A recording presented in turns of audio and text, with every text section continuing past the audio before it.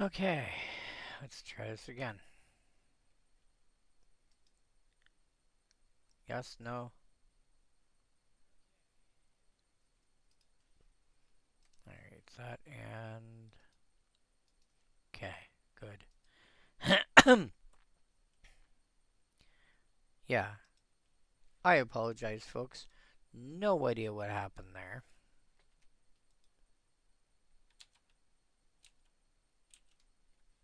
I will try and get stuff recombined up to where it should be later.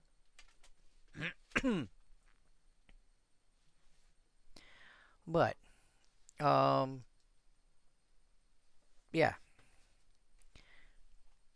So Sabertooth Alley Cat, again, I find it unusual that they've gone and put,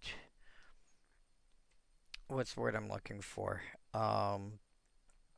Like basically anything that has to attack every turn.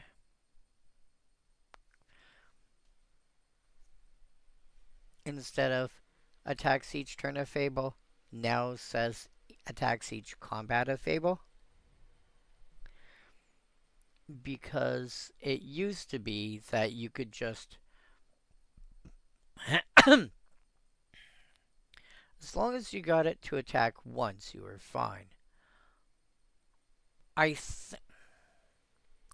think the reason they did that was so that you couldn't, you know, if you get 3 combats and you say attacks each turn Fable 2 and it doesn't attack in the first one because you have the intention of attacking in the second or third one and something goes wrong or you just plain forget, well, now it's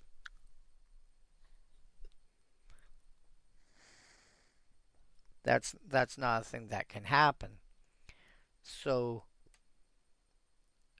if you force it to attack each combat of Fable, then it has to attack in the first one. Because if you plan on having an attack in like a second or third combat, and you end up not getting that combat step for whatever reason, well, then you've performed an illegal play and so forth. So I guess they do that just to simplify things so that people aren't playing improperly, I guess you could say. But yeah, I don't know. Uh, Instill Furor, which is a really awkward card name to say considering history, but that's another story. 2-mana enchant. Oh yeah, so sorry. Going back to the Alley Cat. It's interesting that its activated ability basically turns around and says creatures without defender can't block this creature this turn. So it can only be blocked by creatures with defender. Unless you're playing one of a handful of decks like Arcades the Strategist, your creatures, like, you're not going to be playing with creatures with defender. It's just not that. You don't play that kind of deck. You might have the very occasional card that has defender, but you're not playing it because it's got defender. Like, for example, in my mono green common Zells deck, I'm running Crashing Drawbridge. I don't care that it's got defender. I care about the fact that it gives my creatures haste until end of turn. Why? Because I have a way to generate an infinite number of creatures, and I want to be able to attack with them all on the same turn and just go and kill one.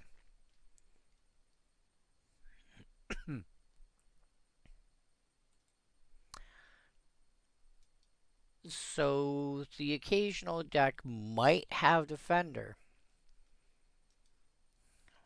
but it's not a card that people don't play cards that have Defender because they have Defender. They play cards that have Defender because they do something that's useful.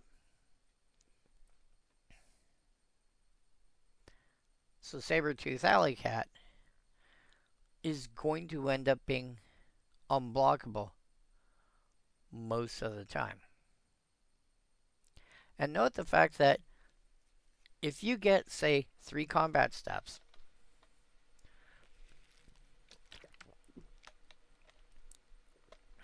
and you activate this once,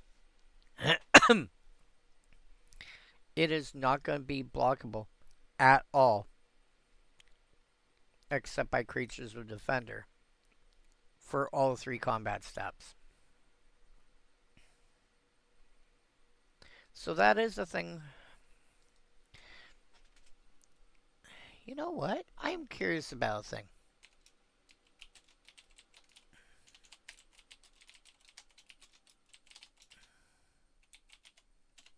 How many cards were there that could get you extra combat? Wow.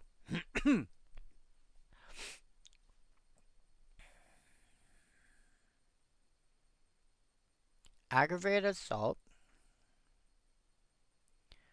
Relentless Assault, Savage Beating, Seize the Day, and Goda.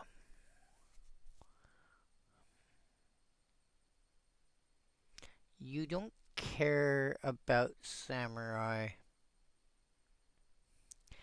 So if you can get enough, if you can give your stuff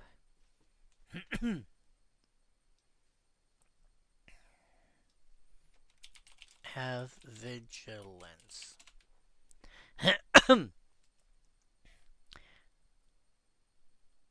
Angel's Trumpet, Sarah's Blessing.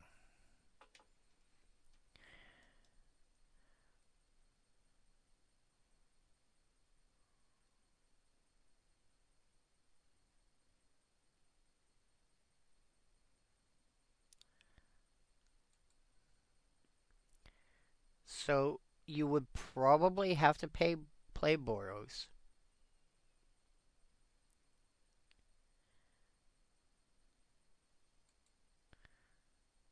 But you could get a bunch of additional combat steps if you went Mardu.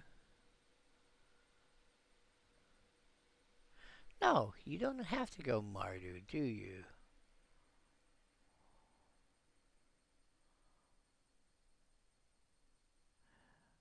It's also Anarchist. There'd be... I would still go Mardu, I think. For back in the day, I would still probably go Mardu for ways to get stuff back from the graveyard. Oh. Oh. Yeah. No, might not have to go Mardu.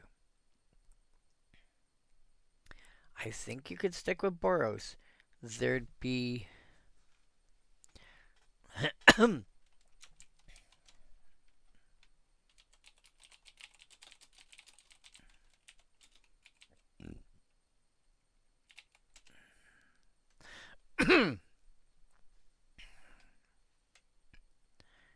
Anarchist. You would need to rely on Anarchist.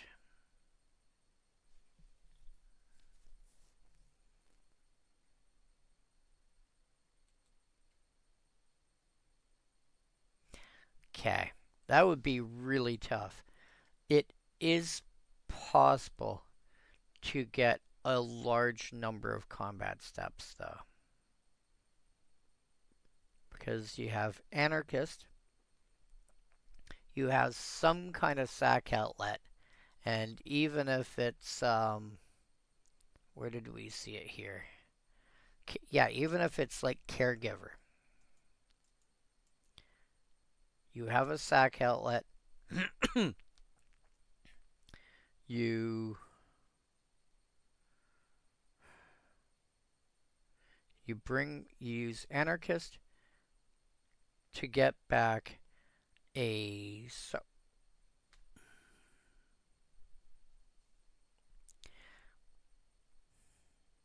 you can bring back that Anarchist every turn with Ray of Dawnbringer. Wow, you can bring back that Anarchist every turn with Ray of Dawnbringer. Okay.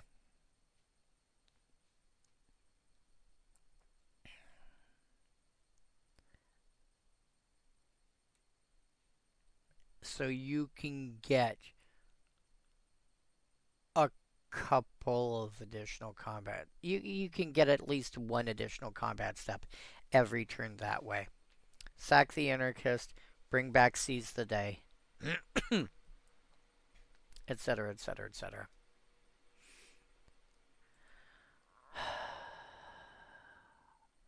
Yeah, for a format like pre-DH, Sabertooth Alley Cat might be better than it looks. And still for beginning of your upkeep. Oh, beginning of your end step, sack this creature unless it attack this turn. Which is kind of hilarious. It's like, yeah, you're not attack. You're not attack. If you can force creatures to not attack, cards like this just turn around and go, okay, dead.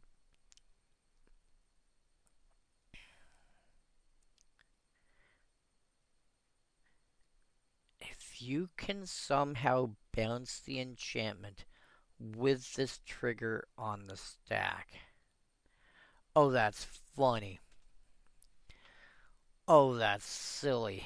I think is it Time Elemental I'm thinking of?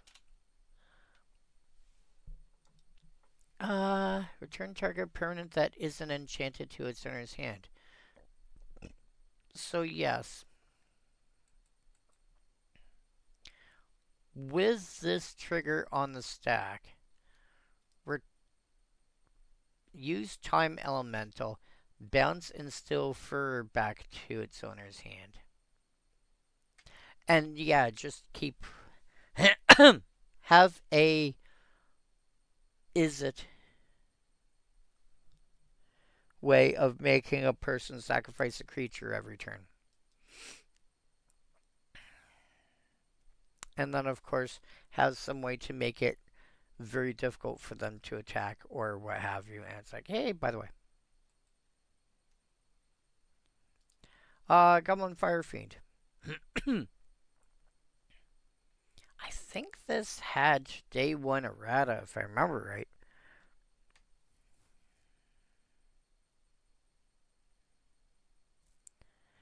If it's attacking, the defending player must assign at least one blocker to it during the card blockers. If that player controls any creatures that could block it. Yeah, I think this had day one errata. As in, by the time it actually was released. Because at this point, I want to say there was at least 2 weeks between the time we had a pre-release and the time the set actually came out. But yeah, 4 mana for 1/1 with haste and fire breathing, which is fine, but has to be blocked. This is the sort of card that you want oh man. You want to give it at least first strike somehow. You know what this is trying to do? This is trying to be Fireball.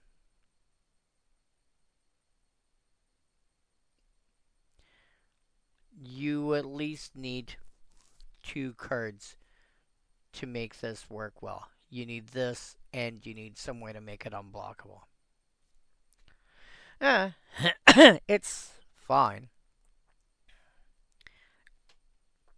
The fact that it's a goblin means it's going to get help from whatever goblin lords you can pin down. Goblin King, Goblin Trash Master, like basically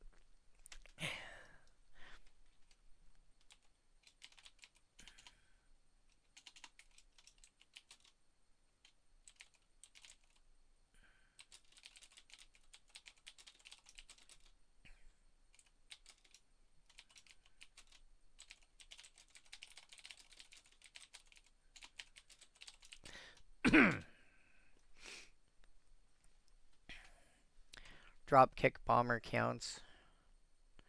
Goblin Chieftain, I forgot about that one. Hobgoblin Bandit Lord, forgot about that one. Runvout Horde Man.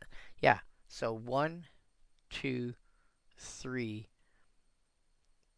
4, 5. At least 5. Possibly the Goblin General. The problem with Goblin General, well, I shouldn't say problem. It just only triggers when you're attacking.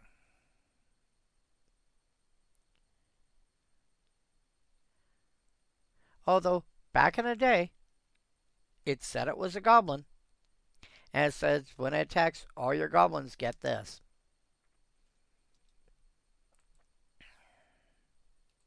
So if you're getting extra combat steps, if that's a thing that you're doing, Goblin General will actually kick in multiple times a turn. But yeah, so there's those 5, there's at least 4 or 5, plus the older style ones like Goblin King that just say goblins get. So there should be enough to actually make it worthwhile. And so, yeah, the fact that it's a goblin will be helped out a lot. So, it's still fine. It's just, I don't think paying 3 mana over Raging Goblin is worth, hey, look, you have to block me and fire breathing. I don't think it's worth it. So honestly, I am not fond of like out of these 8, like the Brute, Blockbuster, the Cat, and Instill Fury. I have more interest in those than any of the others.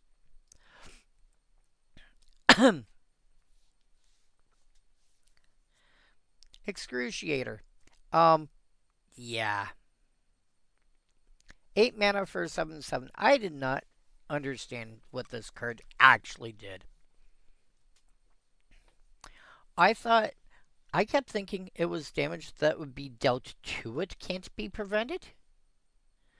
Which, like, why would it pay 8 mana for 7/7 that, is going to take all damage? No, it's the opposite. Somebody tries going Turbo Fog, you point to Excruciator and say, you're still taking 7. What? You're still taking 7. How? It can't be prevented. But it can't be prevented.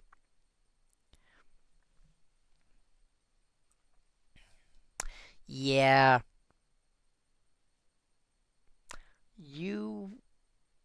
If you are if you're in red and you want some, like, if you at all expect somebody to play some kind of Turbo Fog variant, you want this in your 99 somewhere. You want at least 1 or 2 cards that do this.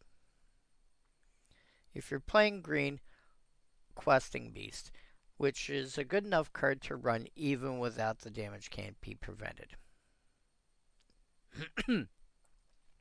Incidentally, it says damage to be dealt by this, not combat damage. So, if it deals damage by any other means, even if it's something as simple as Fire Whip, yeah, you're taking it.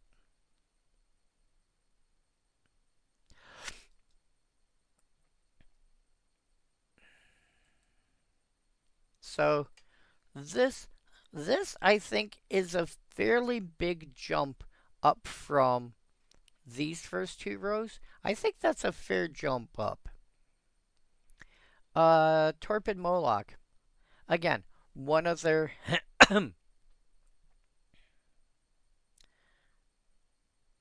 one of their many attempts at giving us, back when they figured Lightning Bolt was too strong, they kept trying to find a way to give us back Lightning Bolt somehow. And it's not always easy. There's so many ways they've tried to come up with giving us Lightning Bolt. This is a 3-power creature for 1 red mana. On defense, it's, you know, this is like, I think it's Cinderwall was the other one.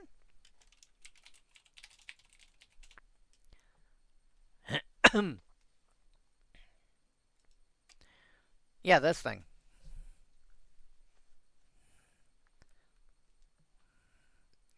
If it, when it blocks, destroy it at the end of combat. 3 mana, or sorry, 3 power for 1 red. This is basically the same card.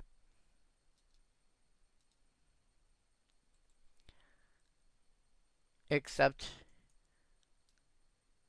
this, you can sack 3 lands to make a lose defender. Well, you're probably not doing that very often. And probably not very early. But it does give you use for excess lands.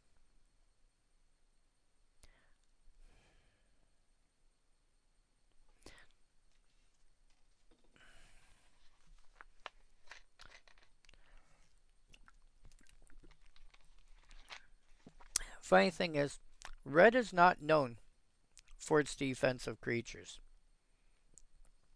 But red has got some of the best defensive creatures in the game.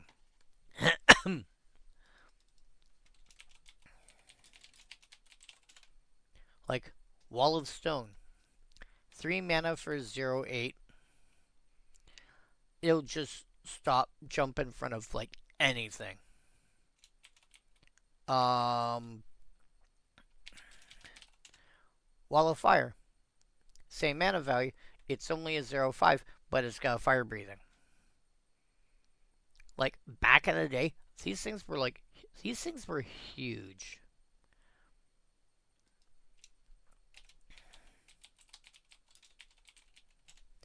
Pitstone Wall. 3 mana for a 2/5, roughly a 0/7 when you're looking at walls. Whenever you discard a card, you may sacrifice this to return the discard card back to your hand.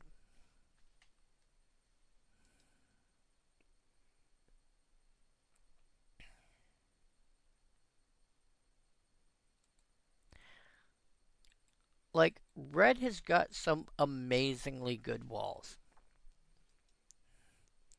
People just gotta look at them. If you want to make a deck that confuses, like, the kind of decks that I like to build, as you probably knows, hopefully knows by now, are decks that do something somewhere where they shouldn't be doing it. What? I have a mono blue deck that plays out like a mono green deck does.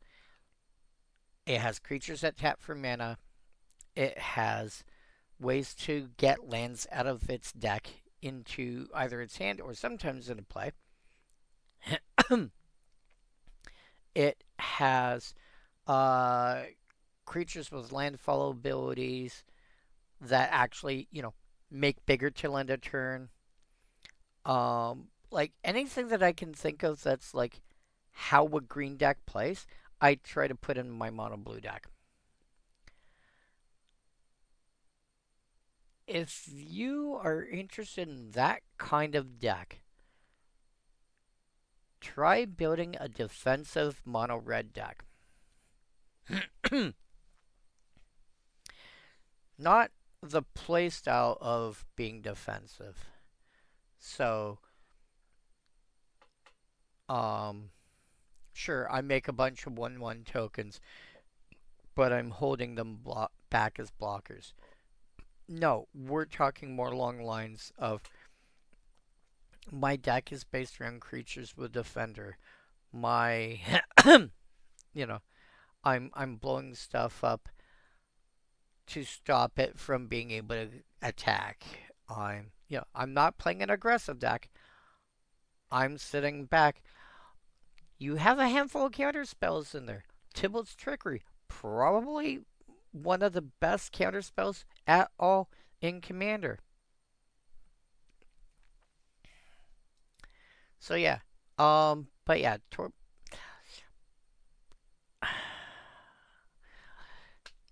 see what you guys did now? Now I have to come up with a mono red. Now I have to come up with a mono red defensive deck. Chaos Sphere?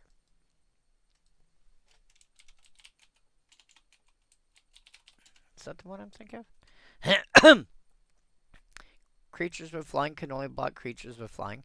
Creatures without flying have reach. That might fit that deck.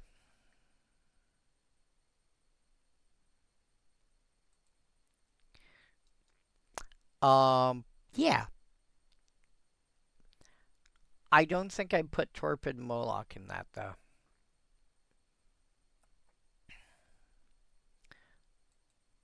I don't know. I'd still play Excruciator above the Moloch.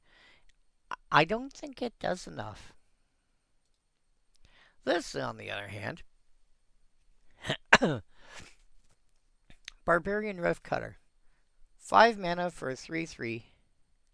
Pay a red and sack it to destroy target land.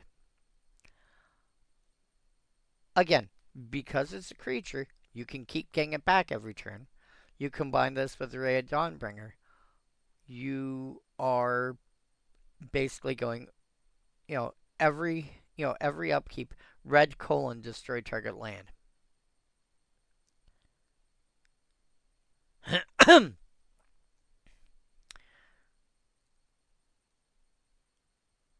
And even when you're not doing that, it's still a 3/3, which is not terrible bad. If I want to blow up a land now, I play Avalanche Riders. If I want to blow up lands eventually, I play Barbarian Rift Cutter. If I want to blow up lands occasionally, but regularly, I play the Rift Cutter.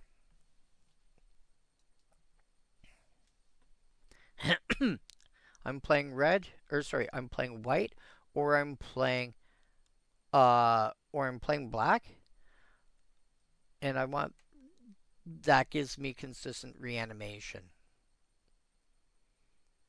Yeah. Sure. Or Torch Goblin. This is trying to be another version of Mog Fanatic. 1 red for a 1/1. Pay a red and sack it to do 2 damage to target blocking creature. In a town shaped by the subtle machinations and political intrigue of its guilds, it's reassuring to see a goblin waving his torch and screaming about some nonsense or other. Yeah.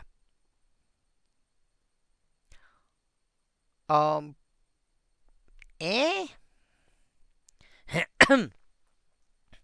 Again, my biggest problem with a card like this is that, well, first of all, it can only hit something that's blocking. So, combat between 2 creatures has to be going on.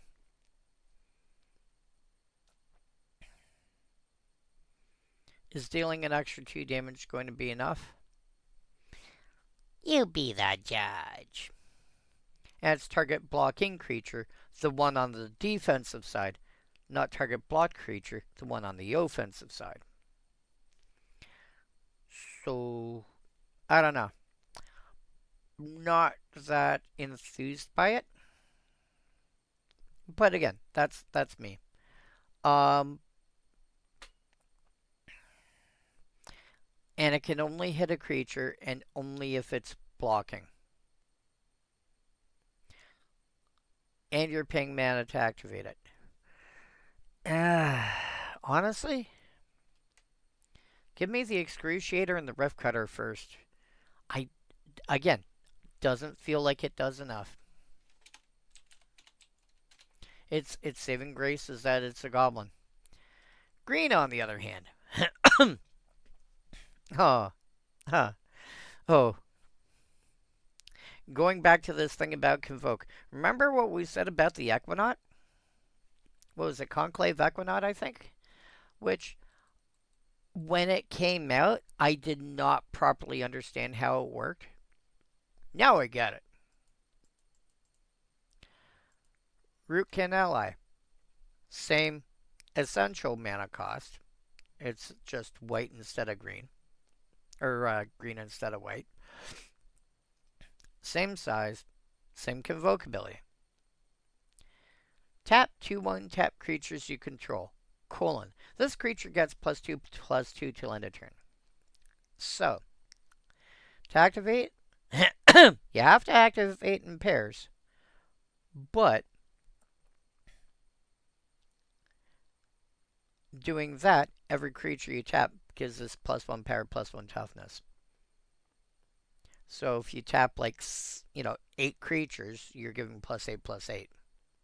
Don't sit there and figure out the math. Just figure out the shortcut ahead of time. 2 creatures is +2. So 1 creature is +1. Activate in pairs. How many creatures am I tapping? I'm tapping, 16 creatures. Okay, I'm giving +16/+16. Save yourself the mental arithmetic. That being said, tap 2 and tap creatures you control. This gets +2/+2 till end of turn. Again, tapping 2 creatures makes it a 5/5. Tapping 4 makes it a 7/7. Tapping 6 might be the starting point of where it starts feeling about right, is a 9/9. And it doesn't matter what the creatures are. And it doesn't matter when you tap them. I block your stuff with like this, and I've got like 15 creatures I'm blocking with. I've got this and 14 others. Well, I'm not using these other 14 for anything else, so I'll tap them. Give this thing +14/+14. This is now 17/17. Did you take that math into consideration? Oh, you didn't? Okay, I guess your creature's dead. Yeah. Really, really good at blocking in combat. It's going to be okay at attacking, especially if you've got some kind of ability that gives you extra tokens. It'll end up getting really good. But as far as blocking is concerned, this thing is going to get phenomenal. Bramble Elemental. Speaking of making tokens, 5 mana for 4/4. Whenever an aura becomes attached to this creature, make 2 saplings.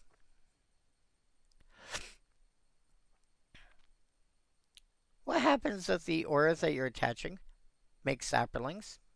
Yo, dog, I hear like saplings, so put some saplings in your saplings so you can sapling while you're sapling.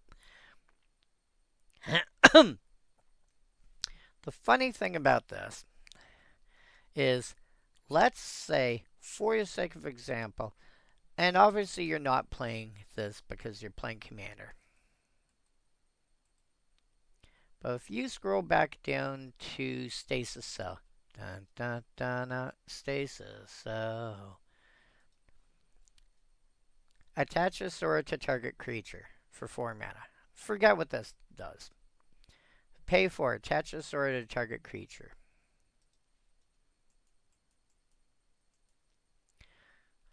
Whenever an aura becomes attached to this creature, so if you've got 2 Bramble Elementals, for every 4 mana you spend, you can generate 2 saplings. And only 1 mana out of that 4 needs to be blue. So if you can generate 12 mana, 3 of which is, 3 of which is blue.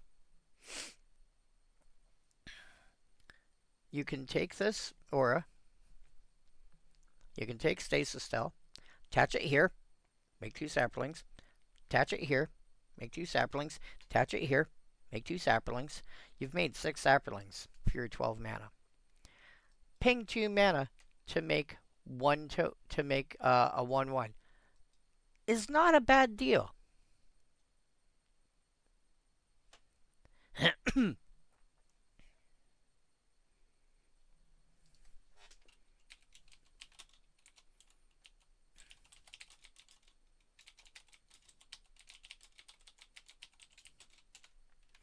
Is anything else? Broodkeeper. Oh, Broodkeeper does the same sort of thing. But you get a 2/2 fire-breathing dragon instead. That's funny. And then Control-Shift-T, attach this aura.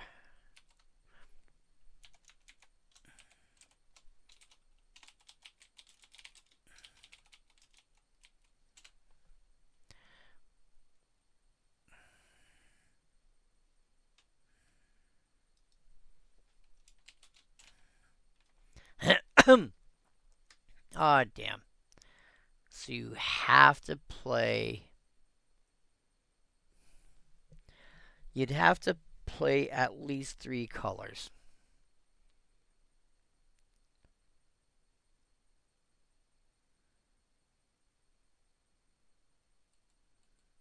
Okay.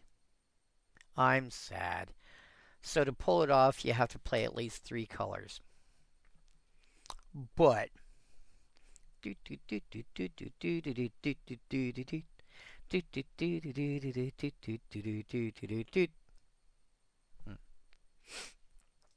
Yeah.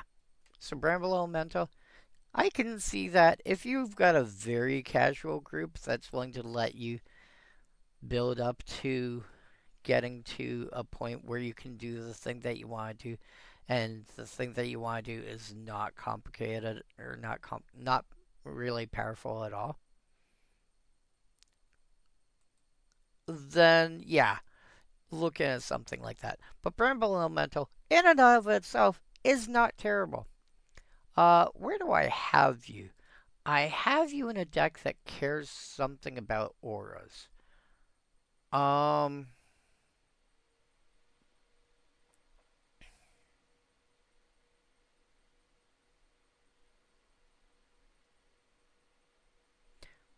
Were you in this one? I don't think so.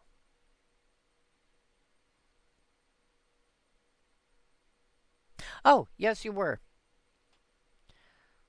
I have Selesnya Common Poison deck. 22 guys that actually do something about poison specifically. They either have Infect or they've got Toxic or something. 11 ores to pump them with because a lot of them have Infect, which means they'll deal damage to an opponent in terms of poison counters.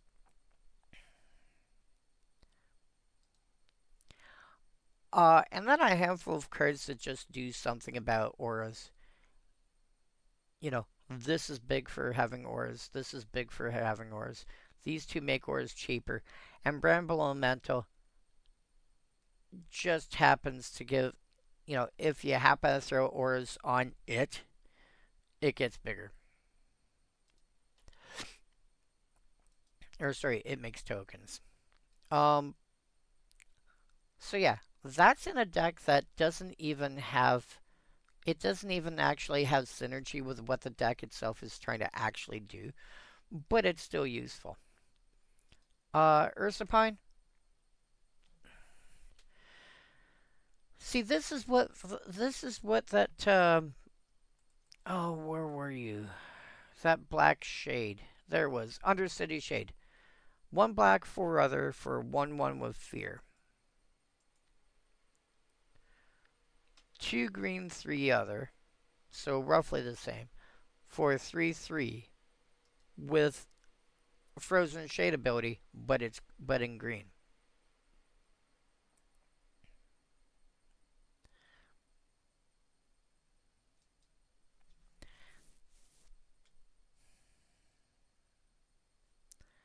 So, yeah. Now, to be fair, we are talking about a difference in rarity as well. I think it was common versus rare. But still, you know, this is more what I wanted the Undercity Shade to be like. It its cost probably made sense, but it just nobody wants to pay 5 mana for a 1/1. Unless you're paying 5 mana for a really good ability that also has a 1/1 attached to it. You know?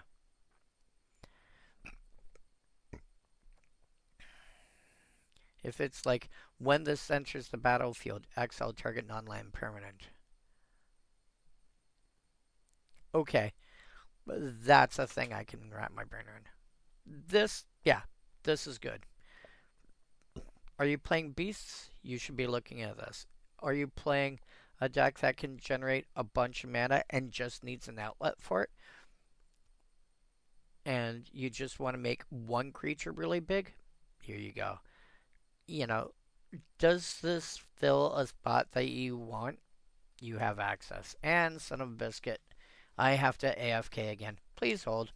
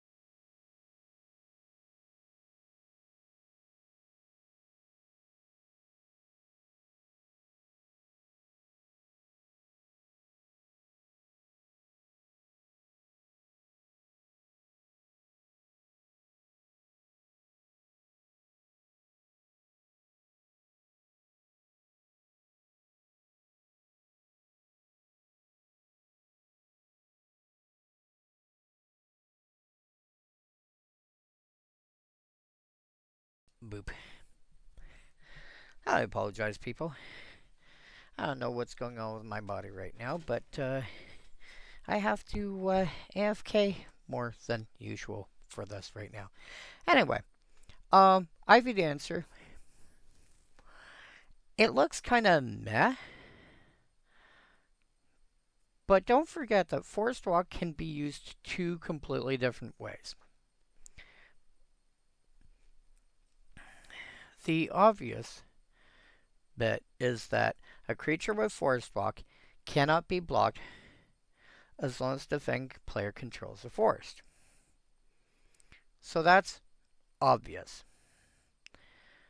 A lot of people play green in Commander, probably more so than any other color apart from maybe black. Green is pretty high up there.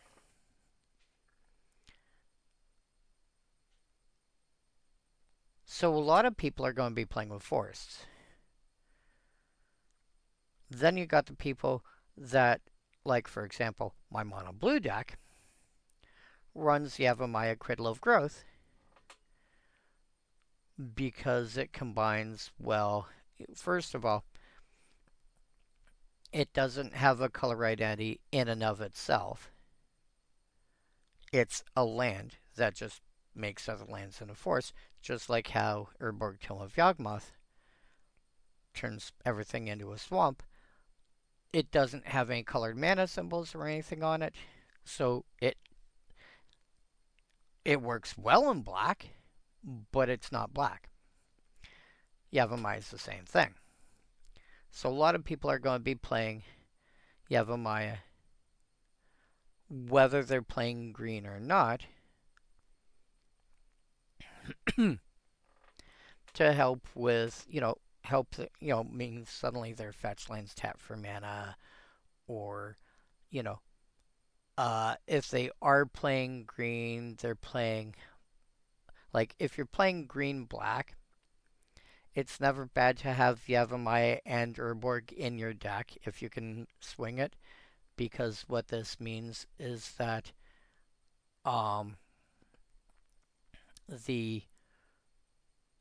your swamps will tap for green and your forests will tap for black if you've got both out, which is never bad. And if you're playing Jund and you've got both out, well, your mountains are now tri-lands.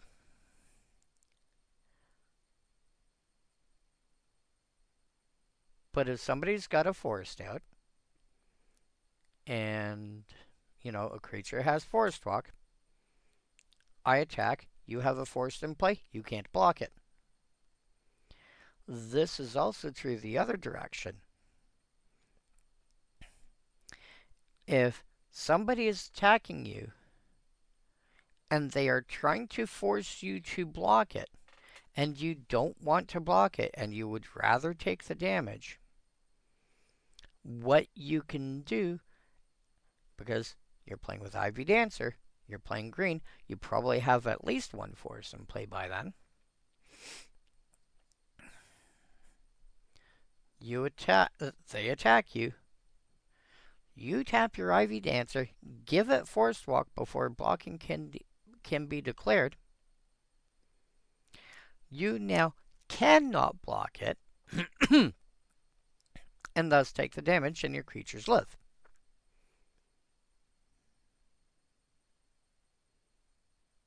People forget that is also an option. It can be used defensively as well as offensively. Landwalk is not an ability that, well, first of all, it used to be a lot more common, 15 plus years ago. Don't see it that much anymore. But yeah, it used to be a lot more common. Not that common anymore. Has two different uses. You can use it offensively, you can use it defensively to make sure you take the damage and let your creatures live.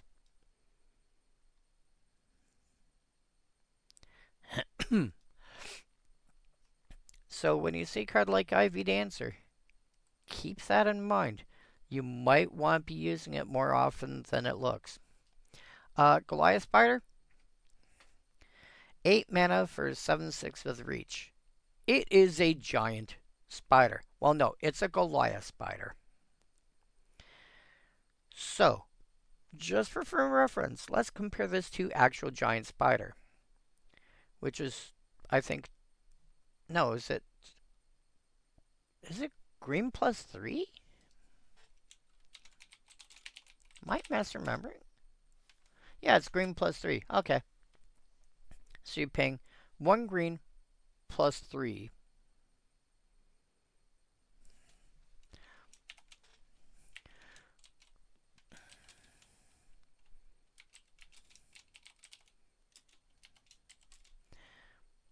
So you're paying plus 3 green for plus 5 plus 2.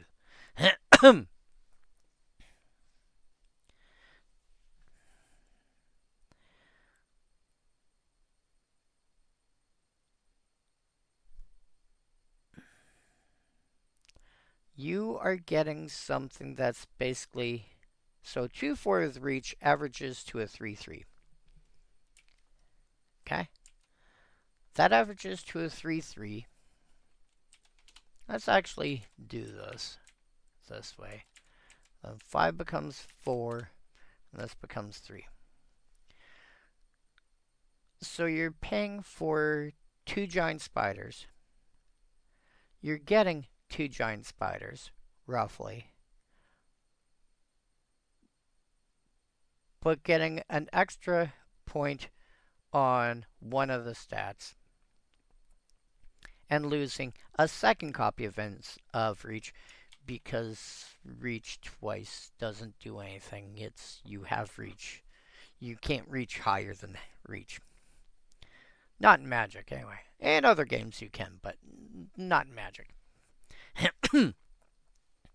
It's like you can have flying, but you can't, giving a thing flying doesn't give it high flying.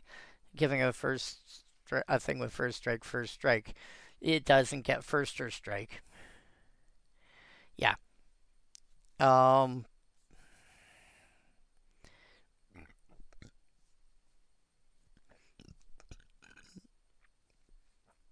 Yeah. So, but you're basically paying for and to be fair, like this is at the point where it is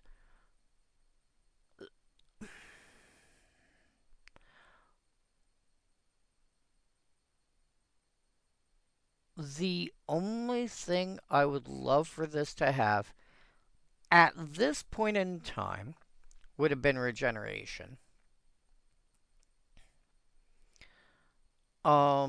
That being said, this will jump in front of anything that's like as long as it's got less than 6 power, so you could it can block like a 5/6 flyer. Or it can block a 5/7 flyer. No problem.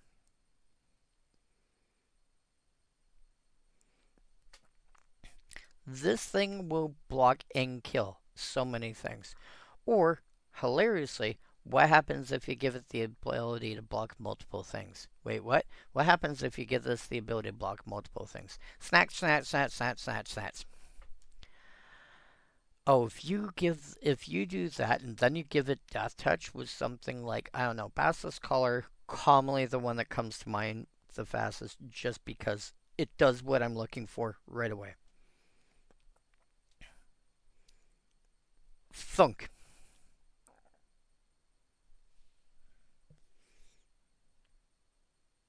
It now blocks 7 things. Yes, it might die in the process, but it'll block 7 things, and it will kill 7 things.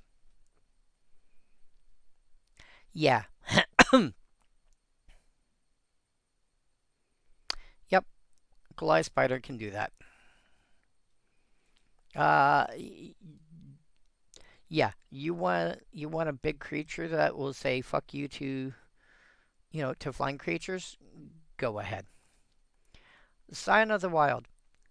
Scion of the Wild is hilarious. In, what was this? In 2005, it got printed for the first time as a rare. In 2007, it got reprinted as a rare. In 2015, it got told, guess what, you're a common now.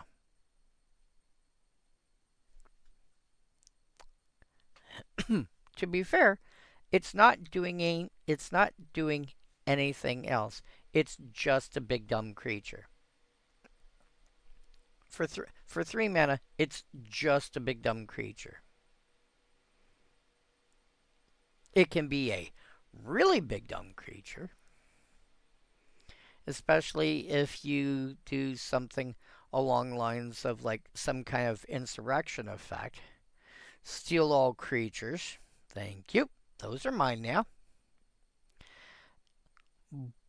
But it doesn't have trample, it doesn't have reach, it doesn't have vigilance, it doesn't have haste, it doesn't have anything other than size. To be fair, that's part of what made Tarmogoyf such a big deal in, you know, in early modern, was because take this, cut a green mana off, and just care about how many different card types are in the graveyard instead of how many creatures are in play. It was so easy to make that a 3/4 without even thinking too hard. Just by playing Magic. You didn't need to be complicated.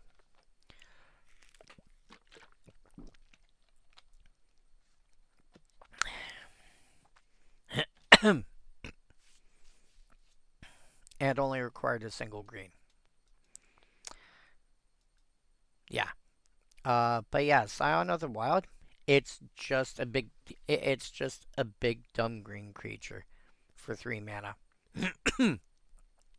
And got kicked to the curb by Tarmogoyf. And even though this can get bigger,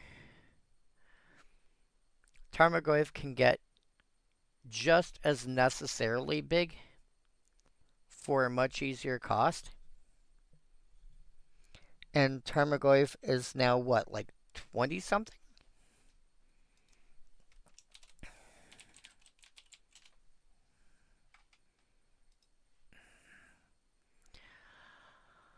Oh, sub 10 even. View all prints. Checklist.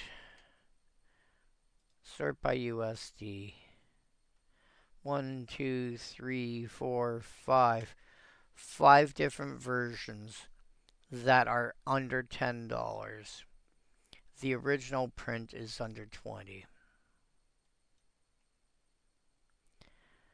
Oh, how the mighty have fallen. This used to be a $200 card.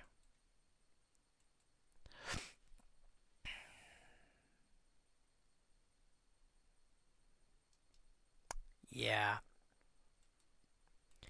But yeah, Scion of the Wild, you're just playing. You know where I play this? Is if I am building Avatar Tribal. That's what I want you for. I'm playing you in Avatar Tribal. Trophy Hunter. Again, grab a Basilisk color or something to that effect. Throw it on here.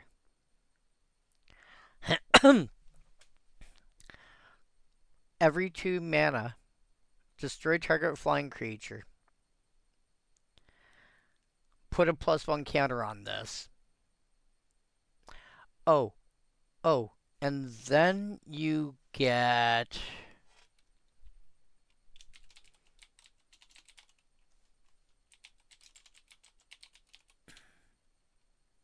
Yes. 2 colon. Target creature gains flying till end of turn. So with a Bassus color route, or sorry, with a Bassus color or something similar attached to the trophy hunter, it basically becomes green +3 colon. Put a +1 counter. Sorry, destroy target creature. Put a +1 counter on trophy hunter. Real simple, real cheap, real easy. 4 mana, destroy target. 4 mana colon destroy target creature. This gets +1/+1 counter. Yeah, no. Tell me that's not dumb. Archer Tribal? Yeah. If I'm building around archers and I'm even considering Trophy Hunter, my brain is heading that way. I want a Bassus color, I want a Gorgon's head, I want some way to give this thing Death Touch. And then I am adding, because the thing is, even without that, I kill a few flyers. Let's say I kill 4 flyers. This is now a 6/7.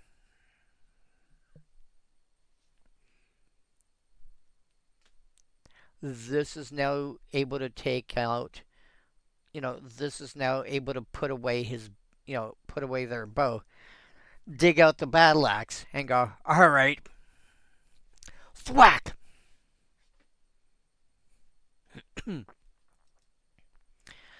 Dowsing Shaman.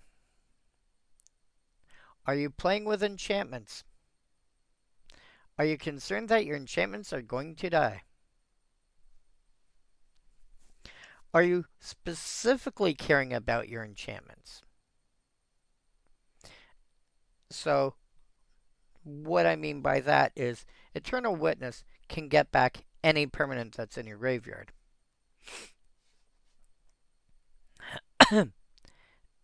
If you specifically care about enchantments and you don't really care too much about creatures dying or artifacts dying or lands or whatever, or any other card type, if enchantments are your specific focus,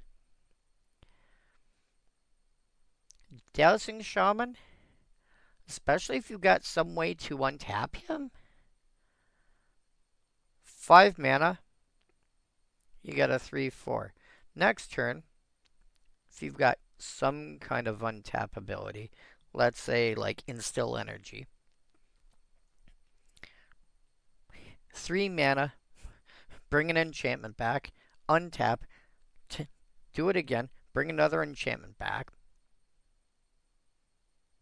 Or 3 mana, tap, bring an enchantment back, replay the enchantment. If you are looking for enchantment synergies and the like, again, Eternal Witness is great for bring back any card, but it can also only do it once. This can consistently bring back enchantments. If you're playing an enchantment strategy of some sort, looking at the Shaman. Elvis Skysweeper.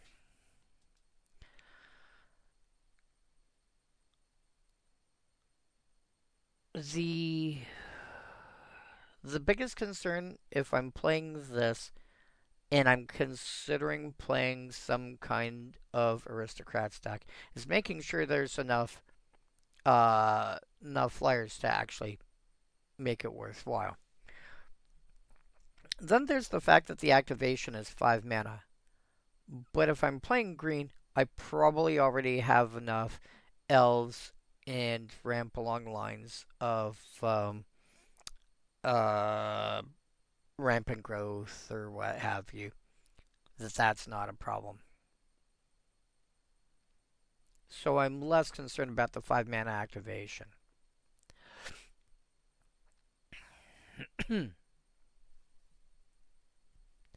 But you know where I do put this? I put this, surprise, surprise, in elves. In fact, I think I have you in Lathril. And why do I have you in Lathril? So, again, I've got two different L stacks. I've got, elves that is commons only, and I've got elves that is just, and my commons only is mono green. And then I've got this elf stack that is black green. I'm just seeing if I actually have you in here, because I know it was a consideration. And I may have said no because this is Lathril, this is black-green. Heavy on the green, some black. But the mana the lands are, there's I think like almost a dozen black-green lands in here. So coming up with black mana, coming up with one black mana isn't hard. Coming up with a second is okay.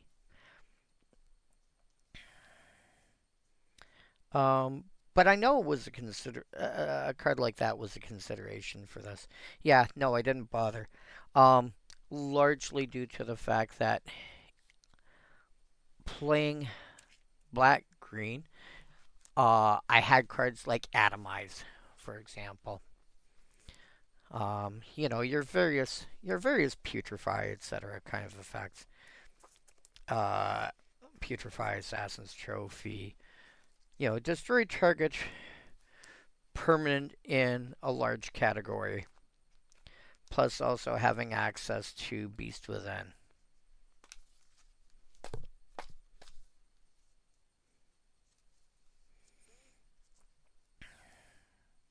There we go. Not a big deal. But when you're looking at commons only and you're playing mono green, I mean, if you're playing white with commons only, you get access to Generous Gift and a few different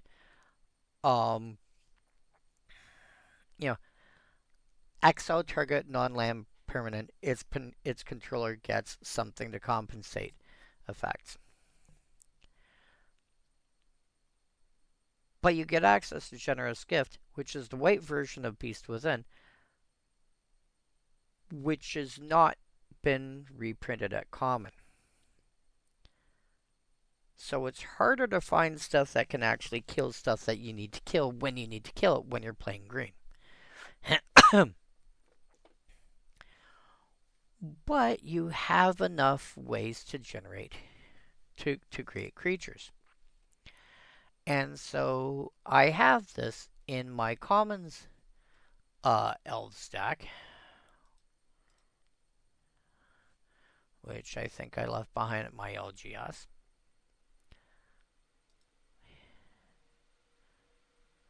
Yeah, there it is. Because it can kill, pay 5 and sack a creature to destroy target flying creature. This is, here's 21 mana creatures. Well, they're not all creatures, sorry. 18 of them are creatures.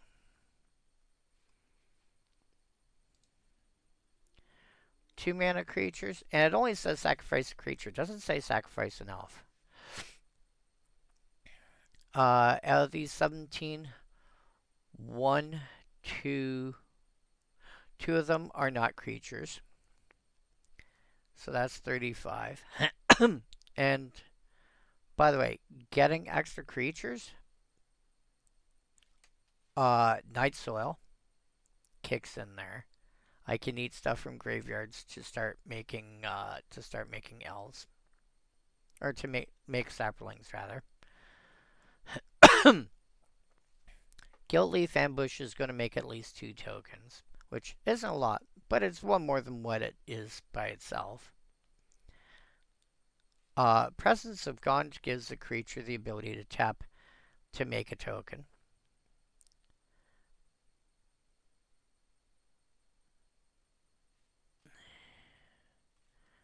I don't see anything else under 3. Elderleaf Mentor, when it enters, you make an elf. Lysolana Huntmaster, whenever you cast an elf, you make an elf.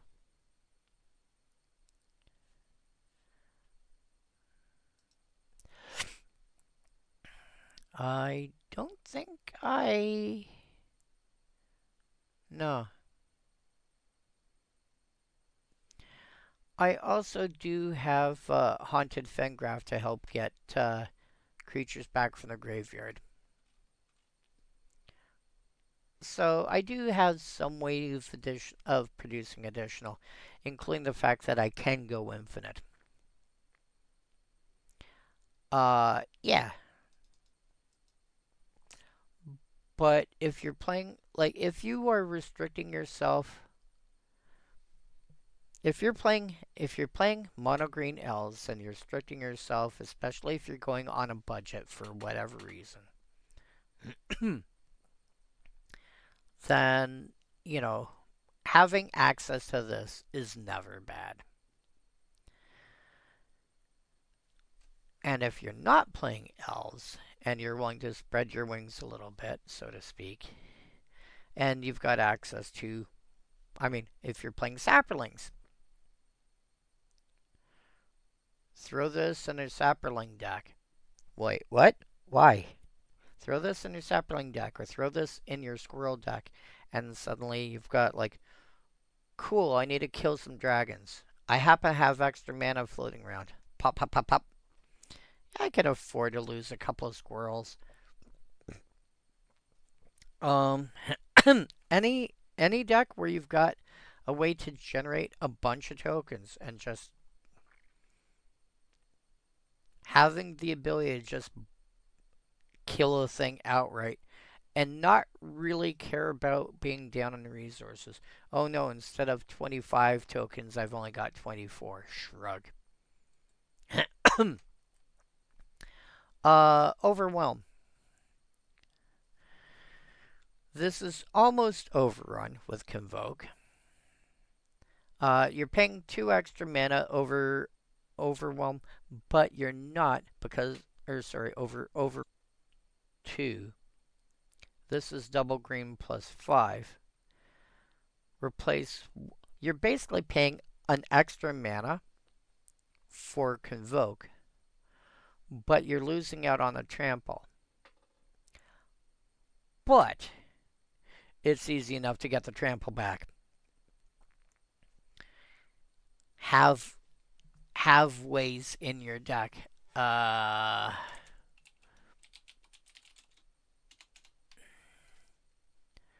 Oh, no. You were hexproof. This is what I'm thinking of. Wrong color.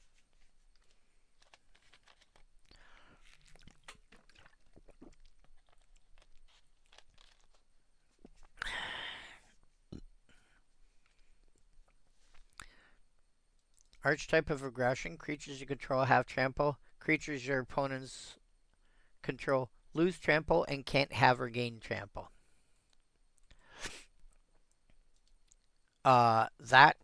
There's, you know how Anger and Wonder, if they're in your graveyard and you control basic land with, and you control a land with the appropriate basic land type, you get, haste or you get flying. Brawn does the same thing, but it's green, and so you need a force in play, and it in your graveyard, and you get trample. There's also other ways to get trample. The mentally laziest way for me is just simply having a Chroma's Memorial, but I would put that in every deck if I could. That being said, what do you call it?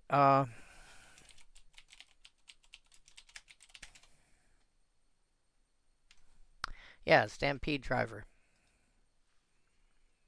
I like this version slightly better. I like the way the color matches better on this one. 1 green, pay green +1, tap it, discard a card. Creatures you control get +1/+1, gain trample till end of turn. So you pitch a card that you don't need. Yeah, thunk. And it doesn't say it can, only activate as a sorcery. So, yeah, there's enough ways to get trample. It's not that big a deal.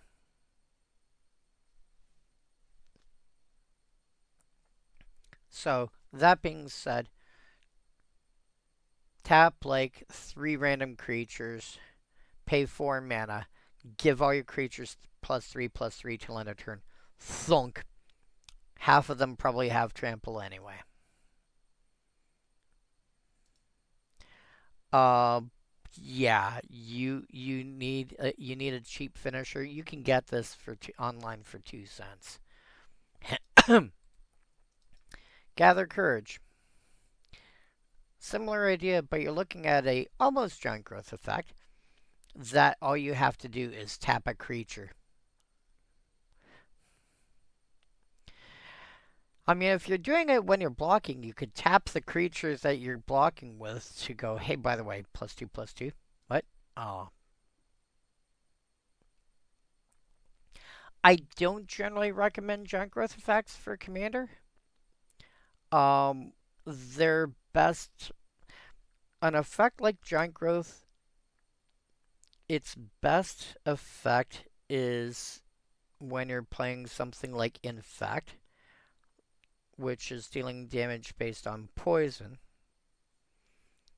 The problem is you're looking at you're looking at 3 opponents that are all going to try and stop you. And so you can't just empty your hand and hit one person and not worry about the other 2. That's not a viable strategy. So instead of an effect like Gather Courage, what you really need is this beastie, which is like $14 US. What's the secret? Okay. Yeah, because Fortnite. Do you actually say? Yes, you do. Okay, good. Creatures you control get +1/+1 and trample and infect. Thunk. Cool. I've got, you know, I've got 6 creatures in play. Okay. They're 2/2s each. Okay, I'll send a couple your way, send a couple your way, send a couple your way. Thunk. 2, 3, 6. So each player's taking 6 poison. In addition to whatever poison they've already taken. Yeah. You really want that. Like if you're looking at overwhelming Gather Courage, consider Triumph of the Hordes instead. Speaking of Convoke, I won't tell you what people commonly refer to this as because, NSFW, etc. But it's a 7 mana 5/5 with Convoke and Trample.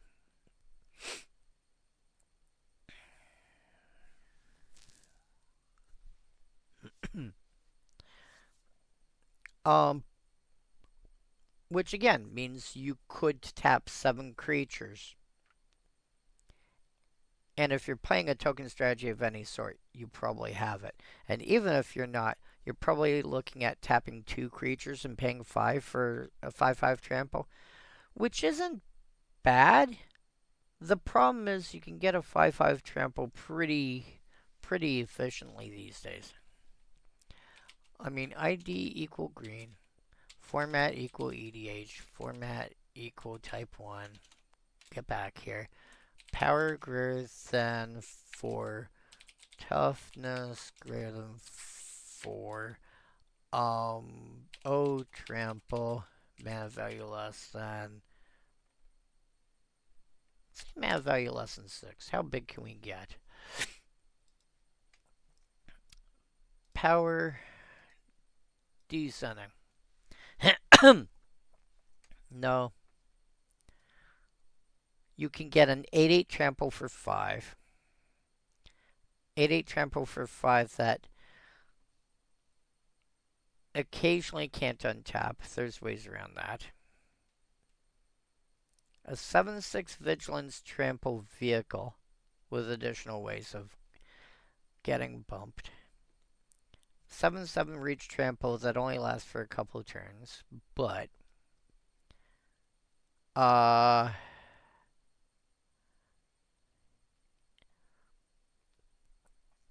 6/5 trample. Oh yeah, 6/5 trample.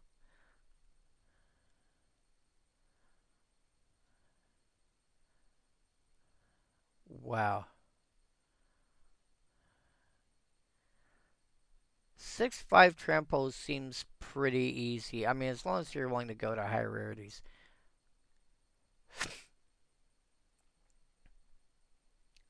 Wumpus Aberration.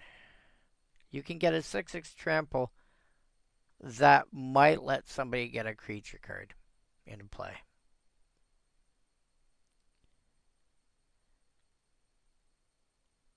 And this is a 5/5 trample that is, once you've got enough lands in play, becomes a 15/15. Okay. Yeah, getting a 5/5 trample, it's not enough. You pretty much should be playing Worm Tribal or with so much extra creatures that you can spare the 7 tokens or whatever to get this because for 5 mana, you should be getting a 6/5 trample at least, and sometimes you're getting an 8/8 trample. Used to be good, now it's eh.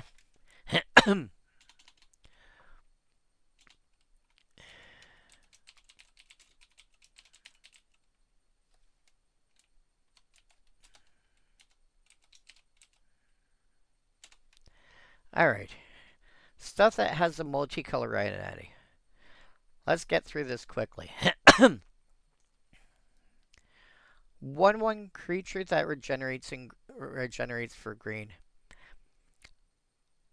I would be playing this largely because it's off-color regeneration. I'll be honest. It is that and what do you call it?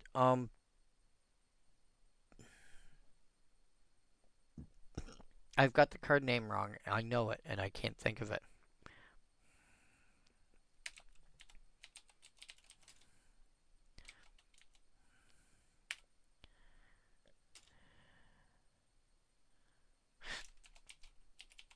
Got it. Spectral Links. 1 white, 1 other. Pro green. Black to regenerate. Similar idea here. Decent creature, off-color regeneration. Although I prefer the Spectral Links by a long shot. Voter of the Conclave, probably too slow. Screeching Griffin, 2/2 flyer, red, target creature can't block this creature this turn. I notice a lot of these effects that say target creature can't block, it's target creature can't block the creature that has this ability till end of turn. Probably would pass on it. Ord1 Commando. 4 mana for 4/1, which is not terrible considering you're attacking red. White : prevent the next 1 damage to be dealt to this creature this turn. So prevents damage only to itself. However, where I would want this would be a deck that's heavier on white and some red to it. Because I want to be able to activate this just often enough. This also will help it live through combats where a regular white creature or red creature of the same mana value generally would not survive. So I would consider putting this into a deck that's Boros and that's heavier on the white. You know, maybe like Boros Angels type idea. That tends to be heavier on the white end with some red going on. Something of that kind of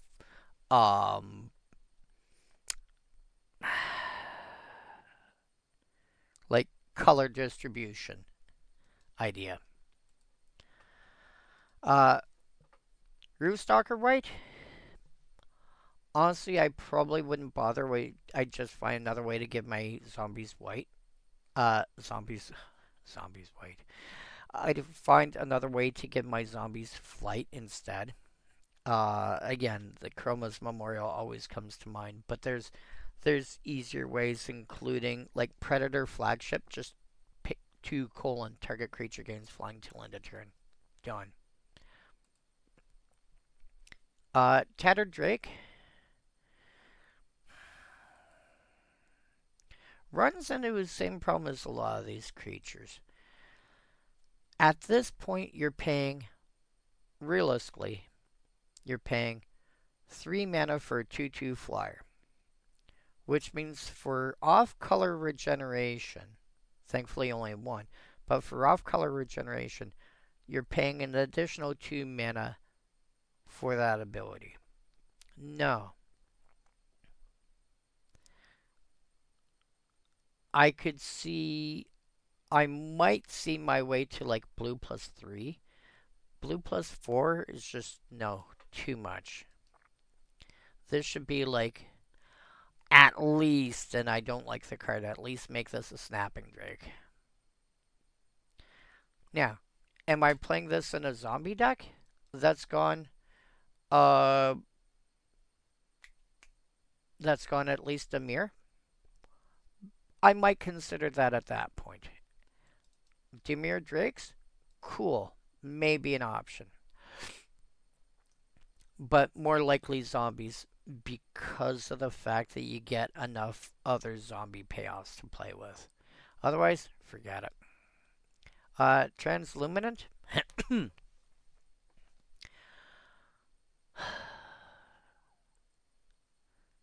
You sacrifice the Transluminant to get a 1/1 flare at the end of turn. What do I want out of this? Well, first of all, it's a reasonable sized body. It's 2 mana for a 2/2, which is fine. You sack it to get a 1/1 at the end of turn. I want to be able to keep bringing this back every turn. I'm playing, this has to be in green-white,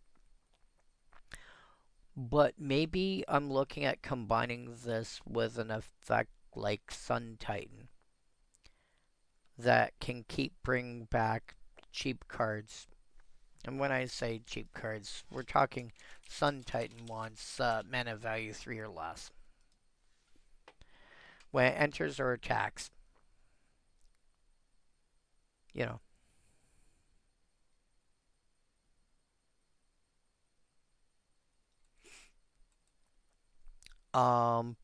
Yeah.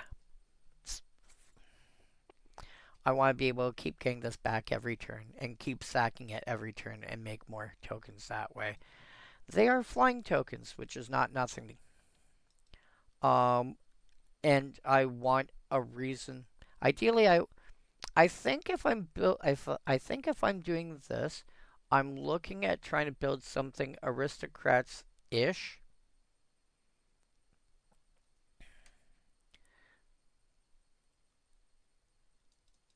This is a sack outlet for itself, so I want a payoff for it dying, other than making a token.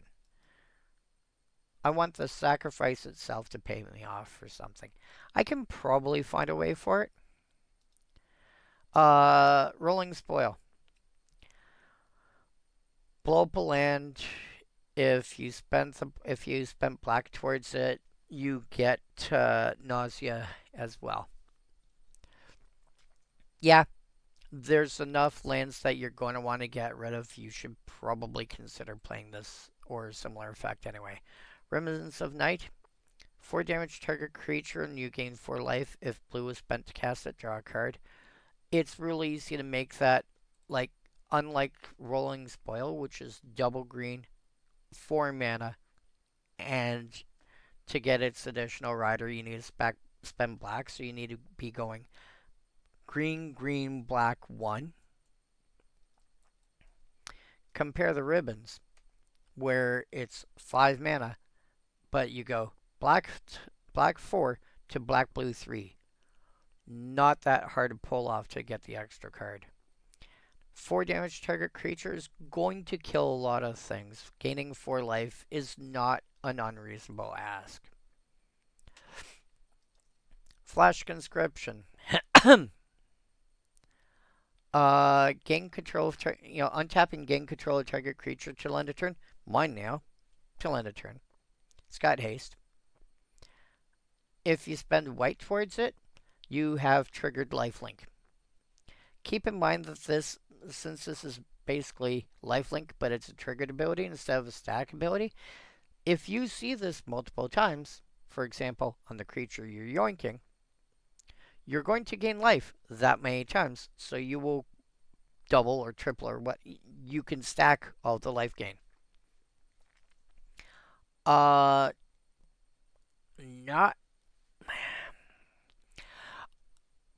I think in most decks I wouldn't bother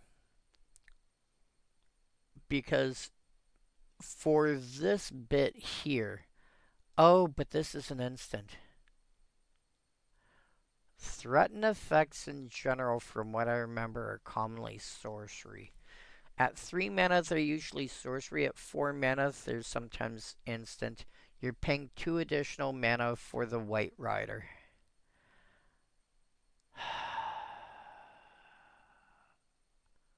Which means you're paying white plus 1 for the additional rider.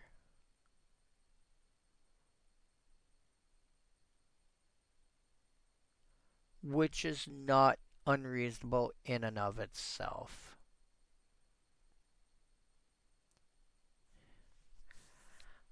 White 1 instant. Target creature. Whenever target creature deals combat damage, you gain that much life till end of turn. It is better if you are playing with multiple combat steps. But that's true anytime you're dealing with combat damage, combat triggers. Eh. I'm kinda met on it. Dryad's Crest. Gain life. So 6 mana, gain 1 life for each creature on the battlefield. If white was spent to cast a spell, untap all creatures you control. That's going to be a lot of life by this point. 6 mana, assuming you're not doing silly rampy shenanigans and you're just playing, 1 land a turn sort of thing. And just when you draw your lands. This is probably turn 8 or 9. You are playing commanders, so you are going to have some kind of Soul Ring, Manolith,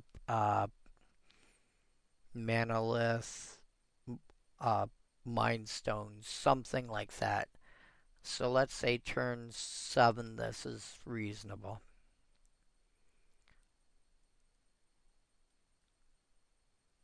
By turn 7, 1, 2, 3, I could see 12 creatures on the board.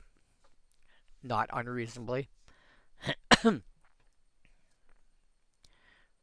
I could maybe even see 16, basically 4 per person by turn 7.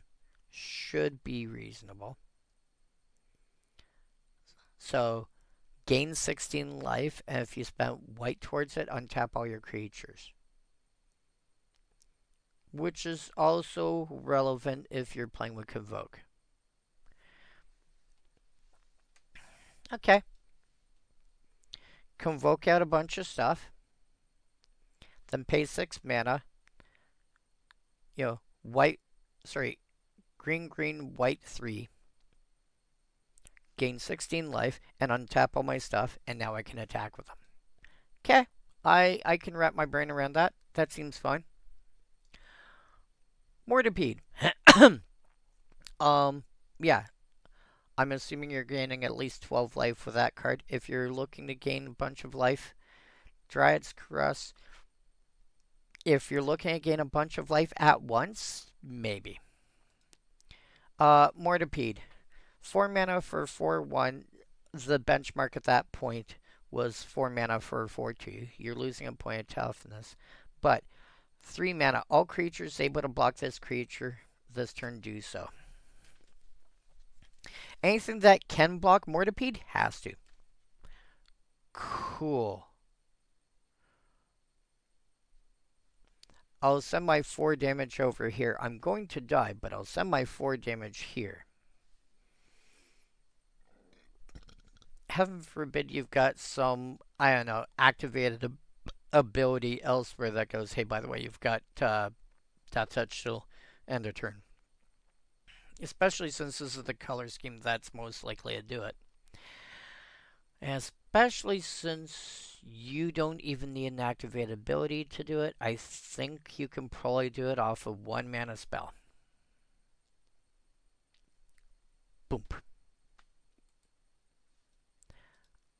Seed Spark. Assume this is white, green 2. Disenchant / naturalize. Make 2 saplings. Read it that way. At that point, it's not bad. But there's... If I'm looking for disenchant, like, there's enough creatures that you can get that are, like, coming to play disenchant, or coming to play naturalize, or sack it naturalize / disenchant, or, you know, activate ability of such, or whatever. You are playing this because it's an instant that does it all. Induce Paranoia. Again, same problem as with Rolling Spoil, being, you know, 2 mana of 1 color, and then have a rider for its other color. It's a counterspell. Here's the thing. This is one of those cards where, are you in at least Dimir? Are you in Dimir? Are you in Grixis? Are you in Esper? Etc., etc. Are you in something that includes black and blue? Do you need counterspells? Is milling at all interesting to you? I would start off, in that context, I would start off with, didn't say please countermand and thought collapse. However, those are mono blue, and if you're also playing black, you add this to the mix, and then suddenly you can go, hey, by the way, I'm countering a 7-drop for 4 mana. Mill 7, please.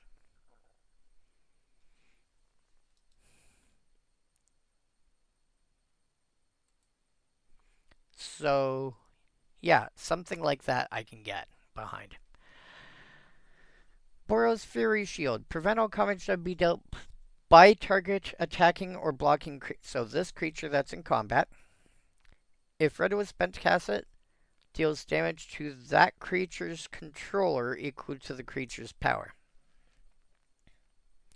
So, for red +2, this isn't dealing combat damage. For red +white or sorry, for white plus 2, this isn't dealing combat damage. For white plus red plus 1, this is dealing its combat damage to you. Back to yourself. I mean, if you're looking at playing with damage redirection, you're looking at that. Vigor Mortis, again, similar concern with Rolling Spoil, but this is the opposite. This is a reanimation spell, which is, for just 4 mana, is fine. If you happen to have the green available when you bring it back, it comes into play with an additional +1 counter. I am quite happy playing this either way. Rolling Spoil, I'm assuming it is 4 mana, and I'm almost never going to get the black kicker. Oh yes, and else the Deep Shadow. That's why. Yeah. You're playing you're playing Golgari, else you're playing this. Like this is the no-brainer one.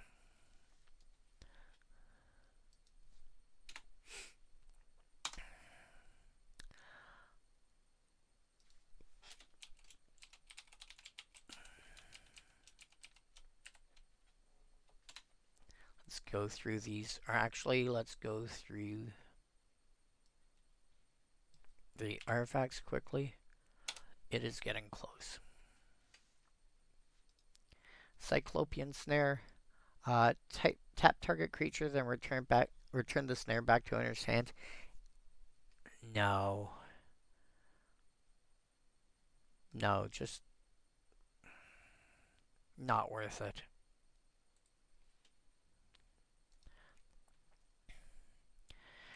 Bloodletter Quill. 3 to cast, 2 tap, and put a blood counter on this. Draw a card, then lose 1 life for each blood counter on it.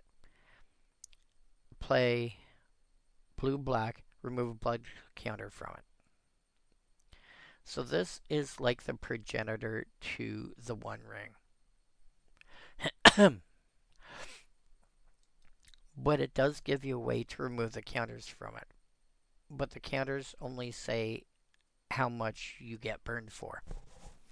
I will point out, if you have something like Platinum Empyrean in play, you're not going to lose life.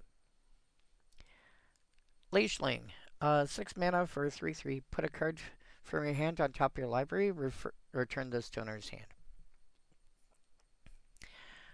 So this is basically This is a 6 mana 3/3 that is hard to kill. It's kind of like the whatever that Sphinx was called. Cerulean Sphinx? Yes, it's kind of like Cerulean Sphinx. But harder to kill. Grifter's Blade. This is like this is basically an equipment that's like, it tries to be giant growth. It tries to be a giant, colorless giant growth. The thing is, it's like, it comes into play and auto attaches, which is a big deal. And it's a cost to re-equip it is cheap, so it's not bad. You should be able to find better at that mana, like at that cost by now, but it'll also cost more to equip. So keep that in mind. Crown of Convergence, play with the top card revealed, as long as it's a creature card. Creatures you control that share color with it get +1/+1. And then you can pay green and white, take the top card and put it on the bottom. That last ability, like the middle ability almost doesn't matter. The first and last ability combined just allow you to keep going. Oh look, I'm hitting a land clump. Or, oh look, I need lands. And just keep cycling through your deck. So useful. So good. Glass Golem. I mean, it averages out to a 4-4, which is about right. You really are playing this because you're playing uh like aggro vanilla. You're trying to push in for as much damage as you can. Peregrine Mask. A creature has flying, first strike, and defender. It only gives abilities. It gives flying and first strike. Defender may or may not matter in the deck that you're playing. If you are playing, like if you're playing a Toughness Matters deck, if you're playing the same thing like Arcades, or something like that, Defender can actually be a benefit. Plague Boiler. At the beginning of your upkeep, put a plague counter on it. Pay 3, put a counter on or remove one. When it has 3 or more plague counters, sacrifice it, destroy all non-land permanents. So this is a ticking time bomb. I would assume that this is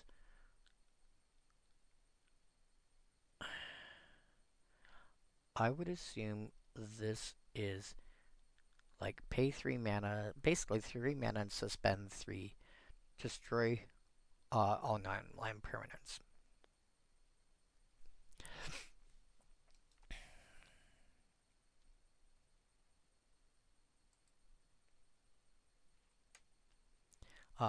That's gonna, like, I think that's better than it first looks. It can pop. Oh yeah, if you've ever had any interest in tiny leaders, this is a mass board wipe. Tiny leaders loves a card like this, or hates it depending on your perspective. Bottle Cloister. At the beginning of each opponent's upkeep, exile your hand. At the beginning of your upkeep, you get them all back, and you draw a card. This feels like it fits best in like an aggro deck. Oh, that's why. This feels like this fits best in like an aggro deck that can empty its hand quickly. And it just, this is free, because in a deck like that, this is free card draw every turn. You're dumping your hand every turn, who cares?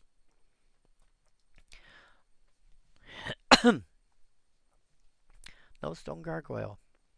Yeah, I have a deck for this. This is in my colorless control deck. This is basically 9 mana for a 4/5 flyer that triggers a negate every turn. First non-creature spellcast, negate.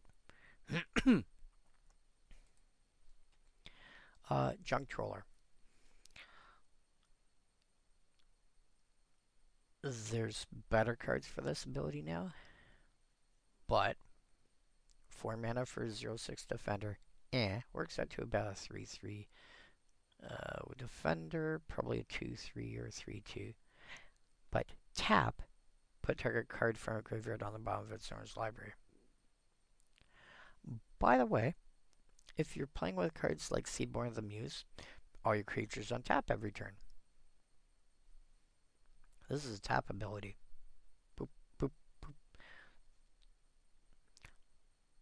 The cards also don't get exiled. They get put back on the bottom of your library. So you can use this and just keep filling your library back up every turn. Enjoy. Turian has been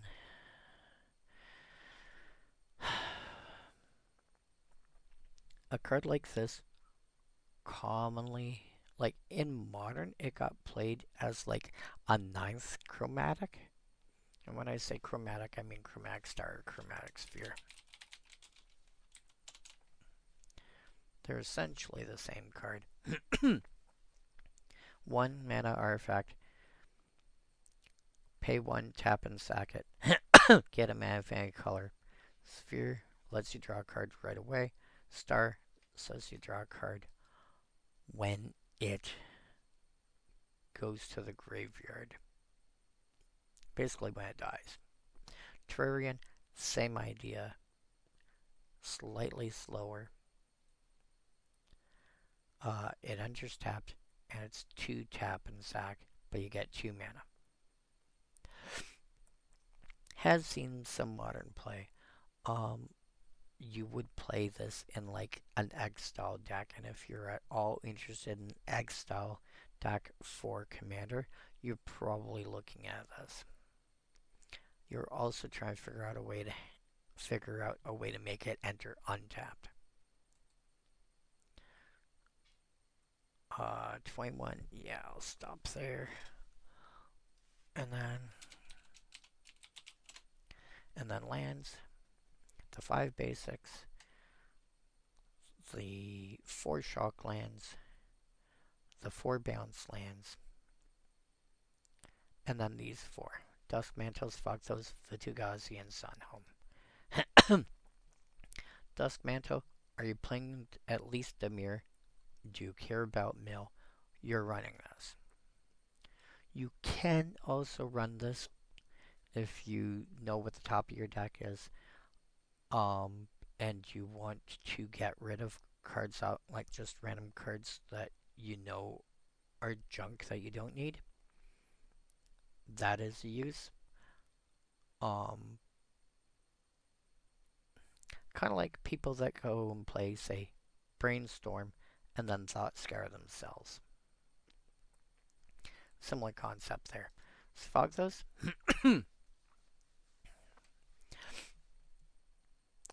Much prefer this over the one that was in Kamigawa. Taps for colors. Pay black green 3, till end of turn.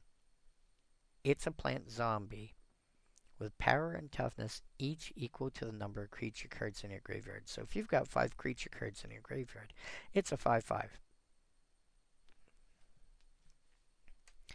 Keep in mind, you do still have to contend with summoning sickness, but it's still a thing.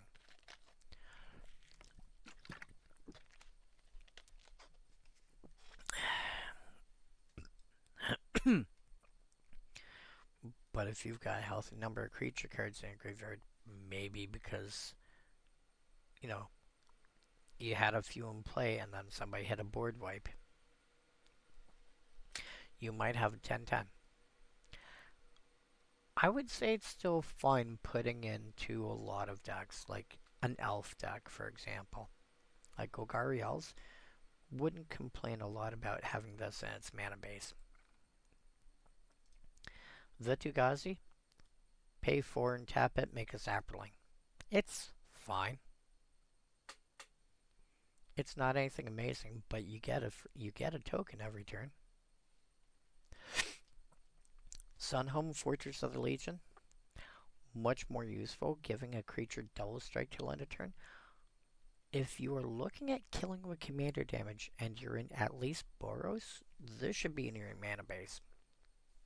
It only taps for colorless, but if you can swing the 4 mana, 1 white and 1 red out of that 4 mana, and the other 2 can be anything else you want. Are you killing with commander damage? Bam! Combine it with something like Super State. Your commander is suddenly a 9 power creature base, plus whatever counters and whatever are already on it. Yeah, have fun with that.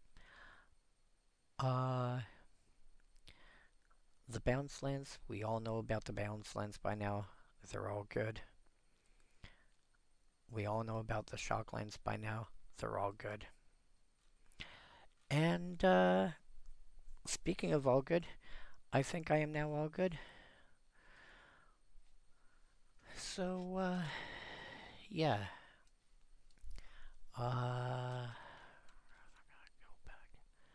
Let's see what's in Guild Pact. The signets. Oh yeah, we didn't talk about the signets because those are...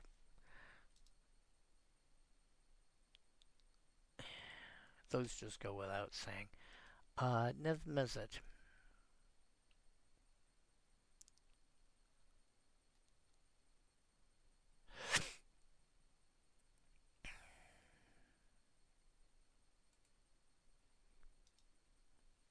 Ooh. Skarg the Rage Pits. I might go there. That's adorable.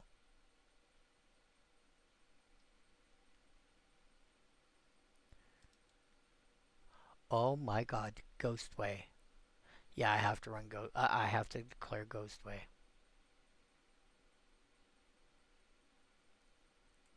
Alrighty. We will talk to you guys later. See you next week. So long, thanks for other fish, etc., etc., etc. Good night.